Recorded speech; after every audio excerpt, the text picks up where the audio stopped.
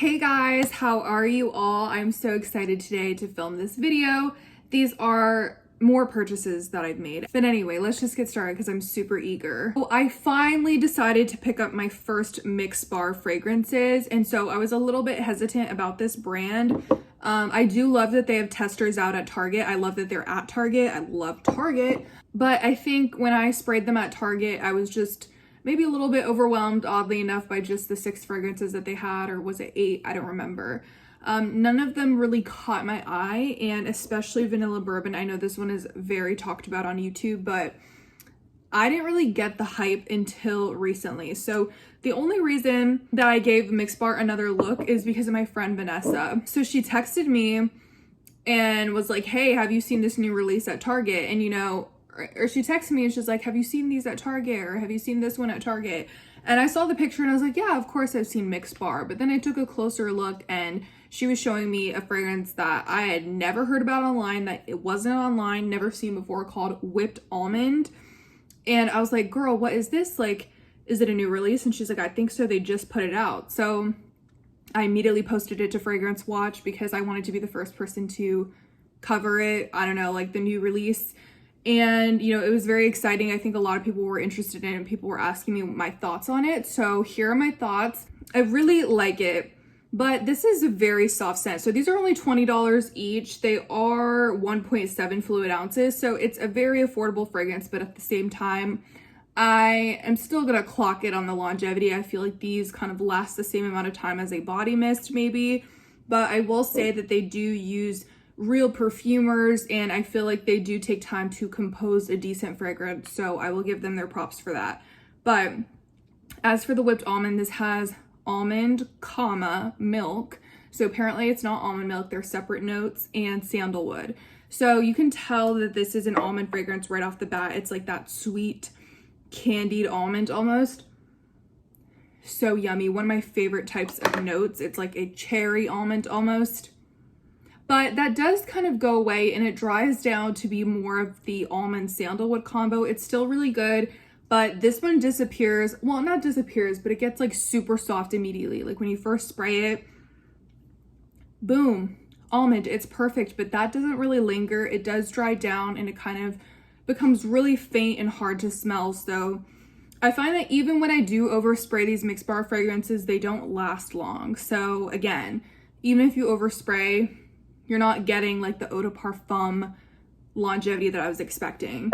Then I have Vanilla Bourbon, and I've grown to like this one, but I have like my moments with it. I don't know if I'm completely obsessed with it. Like at times, to me, it smells a little waxy, a little bit like a candle. This would be an amazing candle, by the way.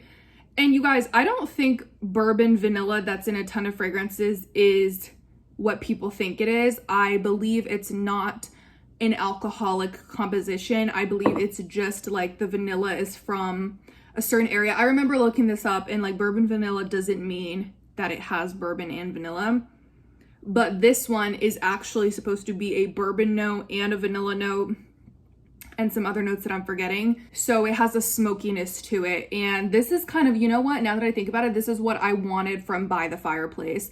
Like I said, it's still a little bit waxy. It kind of borders on the edge of like, is it a body fragrance? Is it a home fragrance? I think it could be both. But to me, at times I do smell a little bit like a burning candle. But then, if I kind of ignore it, it does smell like a very mature, spicy, woody vanilla, a very complex scent. So yeah, if you love vanilla, and also I would say if you guys didn't like this one and you just sprayed it at Target and you were like, no, I hate it, try putting it on your skin. Try smelling it a few more times, because that just happens to me sometimes. I used to hate cloud. I smelled cloud at least 50 times, and then one day it just clicked for me. So I'll say if you've been kind of sleeping on Vanilla Bourbon, maybe give it another chance, because I did and I don't regret it. However, the new Sparkling Hibiscus, so alongside Whipped Almond, Sparkling Hibiscus is also new. That one is just a straight up juicy berry scent, like a berry cocktail, and I wasn't a fan. Like, it's fine or whatever, but you can get a cheaper body mist for that price. You don't need to spend $20 on the Mix Bar one. Speaking of a $5 body mist, we have Sweet Love by Bodycology.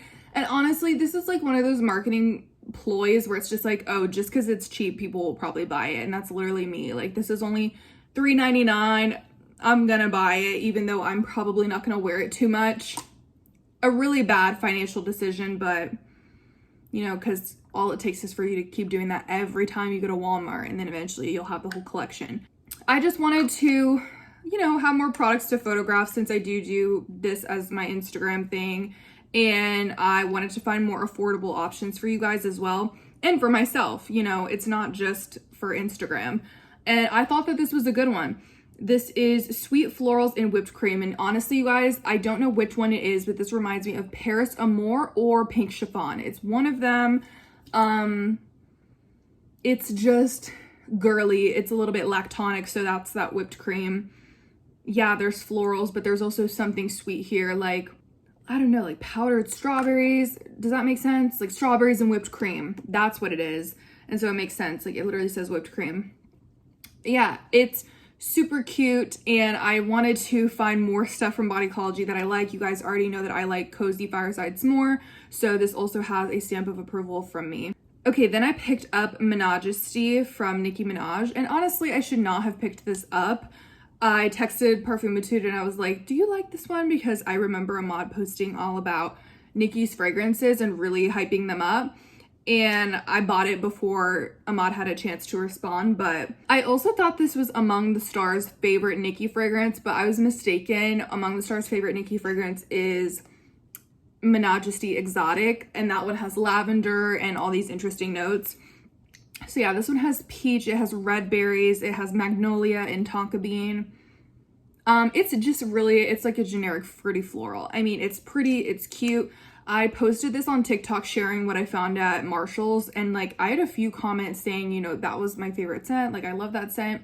So I did not know so many of y'all liked Minajesty. This is actually my first Nicki fragrance. So I love celebrity perfumes, something about it. I love how affordable they are. I love fruity scents. So this one is no different, but I would say I wish it was a bit more unique. You know, like they could have just added some pink pepper, maybe more unique fruits, because I think the red berries is what takes over here. I know that there was a peach note, but I'm not really getting it.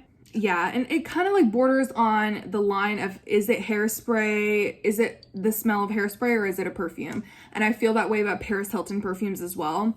And it's not just a celebrity fragrance thing, because I don't find that to be the case at all with Britney's scents. And I don't really feel that way about J-Lo's scents either. And Ariana's, like, I don't know, maybe they just use better perfumers, or maybe they just spent more time in production, but those don't smell like hairspray to me. Meanwhile, Paris Hilton's, and this one specifically, not in a bad way, but just, this literally smells like some hair products. You know how they're scented with fruits and they do smell yummy, but they have a syntheticity, is that the word? Nature underlying it. I feel like that's kind of what I get from this. So I would not recommend you guys pick this up, but I did get it for like $15 at Marshall's. I probably should return it because I'm just not obsessed. Okay, guys, this pissed me off because, okay, so this is Escadas Candy Love, and I bought this simply because of Tara Michelle on YouTube. And you know, also for Grantica reviewers tend to really like this one as well, but I bought it for $50 at Kohl's. This is the oh my god, I thought it was the 1.7. This is literally the 1 ounce. And people are finding this at Kohl's, at Marshall's. Sorry, not Kohl's. People are finding this at Marshall's, TJ Maxx. The 3.4 ounce for like $22. Does that ever happen to y'all? Like, I literally get so mad. But it's the fact that my Marshall's does not have those deals. My TJ Maxx, they don't have these deals. I swear to God, if I go to them tomorrow, they're gonna have a bunch of Philosophy and Onyx bathhouse scrubs. Like, it's just, it never works out for me. But anyway, my point is, I spent $50 for the tiniest size, so that's great. But I also checked Mercari, and like they didn't have anything cheaper, so I thought I was getting the best deal. Anywho, I actually really like this fragrance, and it is very simple. There's 3 notes. There's like whipped cream, rose, and candy apple, if I'm not mistaken. And so this smells like so many things at once, which I kind of love that. It's a very youthful fragrance, so sometimes when I wear it, I'm like, this is so childish, but I love it, and I feel like it performs really well. So I don't think that the longevity is crap whatsoever. It definitely projects. I can smell it on myself. It lasts for hours. So you do get a candy apple, but you also get like the sourness of the apple. I feel that it's not too sweet. So in that, it kind of reminds me of a sweet tart as well, especially in the opening, especially in the middle. And then on the base notes, or like the dry down, I really get the lactonic notes. I wouldn't say it's the creamiest fragrance in the world, because when people say lactonic, I will hold you to it. It's not super, super, super creamy. But on the dry down, I do get a little bit of this berry milkshake, if you will, or maybe candy apple milkshake, if that even existed. I don't know. I'm making it sound really confusing. I don't think the rose is super prominent, so it's not overly floral whatsoever. It's definitely like this fruity bomb. So think sweet tart, think a little bit of a lactonic note. Candy apple, yes, but you also get some like red berries in there, in my opinion, like a strawberry or something playful and bright like that. In conclusion, I love the packaging. It's adorable, even though now I'm noticing they're literally different colors. Kind of hard to take off. Like, it's not, there's no grip. It can be difficult, but I'm enjoying this. And you guys, like, I don't know, I think Fairy Love was the follow-up to this, and not a lot of people talk about it, and it doesn't seem to be a hit. So I'm waiting for the next flanker of Candy Love, probably gonna come out this year, I think. I want to see what they do next, because I'm really liking this. I don't think I'm like too into their other lines, but this one has kind of caught my attention. So I got some fragrances for my boyfriend for Christmas, and I'm super excited to talk about these because they're the best in this video. First is Van Cleef and Arpels Orchidee Vanille. And you guys, this bottle looks so simple, but it's seriously elegant. Like, I feel so rich having it, even though I'm not rich by any stretch of the imagination. I think Van Cleef and Arpels is a jewelry line, because I think I remember Mariah Carey saying that she was wearing a Van Cleef ring or something. Maybe I'm confusing it with an entirely different brand, but I don't know. The juice is stunning, and so I blind bought this with my man's money. He was about to be real mad. I'm just kidding, he wasn't gonna be mad. I would probably just return it, but you know, it was a risk. I was like underneath the Orchidee Vinny hashtag trying to find every single review on it, and like a lot of my mutuals love this one. Aroma Dicto, My Little Parfum World. I'm sorry, there's so many, like, I think everybody I follow owns this freaking fragrance. So I was like, why don't I have it? And actually, the reason I was so desperate to hop up on it is because it was on sale at Fragrance Net for like $108, and apparently that's a really good deal. So I think how everybody describes it is literally how it is. I wouldn't overemphasize that this is a vanilla scent. It is a vanilla scent, I won't lie, but it's very much a chocolate orange truffle, but like light and powdery, if that makes sense. And then vanilla is obviously assisting it. So vanilla is what's making it sweeter. It's not just a bitter chocolate. It's not a bitter chocolate, period. It's a nice sweet powdery chocolate, kind of like chocolate greedy, but add a really nice zesty orange note, and then add a comforting vanilla to make it sweeter. But this is not overly sweet. This is a perfect cozy scent. This is sweater weather. This is Netflix and chill, like night in type of fragrance. This is really, really amazing. But also you could obviously wear it out on the town as an everyday fragrance. It's not very powerful, you know. Even when you first spray it on, it's just a soft to the skin scent. And I used to hate those. I was like, what's the point? I want my fragrance to be pow. But I've grown to appreciate, you know, a more subtle fragrance that doesn't need to scream. It can just whisper as you walk around town. I'm sorry, you guys can hear the freaking clinking, but maybe don't get it at retail price, but I think for $100, it's a very sophisticated fragrance. You can tell the notes were well blended and it was well made, but if you're expecting a powerhouse or a beast, you're not gonna get it. This is like the antithesis of Angel Share, okay? But yes, I really do love this one. It's probably gonna be my obsession for the next few weeks. And lastly, you guys, I am so utterly obsessed with this fragrance. This is Jimmy Choo I Want Choo. And I don't know, I felt like I never heard about this fragrance before. It released in 2020. And you know, I was in the fragrance world for like 10 months before I heard about this. So yeah, it's almost been, or I just hit like my year anniversary in December. So yeah, for like 10 months, I never heard about this release. And then all of a sudden, within the past 2 months, I would hear everybody talk about it. Like, you need this, it's so good. It's one of my favorites. I believe Tara Michelle loves it. I just started seeing the girls post about it. And I smelled it at a Belk or something. Y'all know what Belk is? I didn't really, actually I did like it. I'm sorry. I liked it, but I wasn't sure yet. Then I put it on my skin at Ulta and I was liking it a little bit more.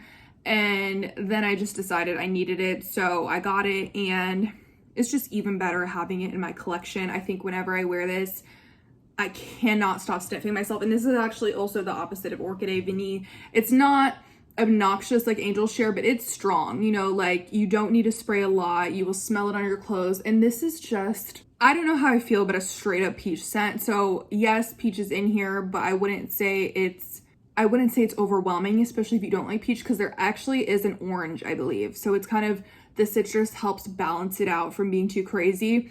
I think there's a red lily.